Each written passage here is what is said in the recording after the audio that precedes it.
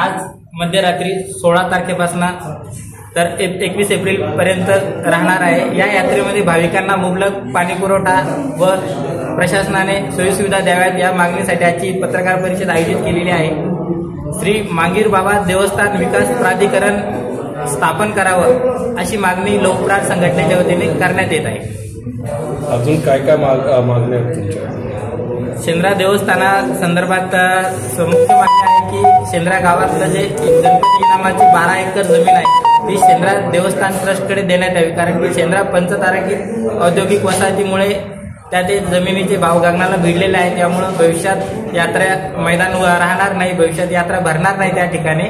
त्यामुळे शासनाने ती जागा शेंद्रा देवस्थान समितीला देण्यात यावी। सध्या सगळं बिल्डरनं कब्जा केलेला आहे। स्थानिक काही शेतकऱ्यांनी त्या जमिनी विकलेल्या आहेत। जर कब्जा कोणी केलेला असेल तर तो कब्जा हटवण्यासाठी आपण प्रयत्न करू, परंतु अधिकृत शेतकऱ्यांनी विकलेले आहेत ते विक्री केलेल्या जमिनीला आपण काही म्हणू शकत नाही। अजून पण तो प्रश्न सुटलेला नाही। साहेब, आपण अबकडे वर्गीकरणासाठी जनजागृती करण्याचा उल्लेख केलेला आहे। आपली काय पद्धत असणार आहे आणि कोण कोण यामध्ये सहभागी होणार आहे आणि काय जनजागृती करणार? शेंद्रा यात्रेमध्ये लोकप्राण संघटनेच्या वतीने आरक्षण उपवर्गीकरणासंदर्भात जनजागृती केली जाणार आहे। यात्रेमध्ये हजारो पत्रकं भाविकांपर्यंत पोहोचले जाणार आहेत। त्यात जवळपास 70% मातंग समाज यात्रेमध्ये येतो। सर्वच समाज येतात, मातंग समाजाची संख्या त्या ठिकाणी मोठ्या प्रमाणावर असते।